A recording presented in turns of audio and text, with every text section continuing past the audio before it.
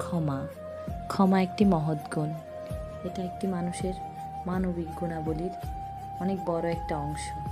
প্রত্যেকটা মানুষকে ক্ষমাশীল হওয়া উচিত। ছোটবেলা থেকে আমাদের বাবা মারা আমাদেরকে এই শিক্ষাই দিয়েছেন, মানুষকে ক্ষমা করতে শিখিয়েছেন।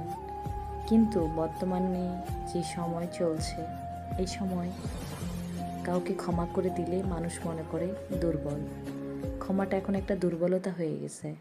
আপনি যদি কোনো মানুষকে ক্ষমা করে দেন, ওই মানুষটি ভাববে আপনি দুর্বল, আর তখন সে একটি কাজ, ভুল কাজ বারবারই করতে থাকবে এবং আপনাকে দুর্বল ভাববে, আপনাকে কোনো কিছুতেই কোনো পরোয়া করবে না।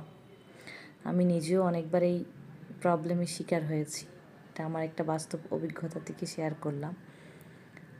মানুষকে যতই ক্ষমা করবেন ততই মানুষ আপনার ঘাড়ে চেপে বসবে, এটাই বাস্তব।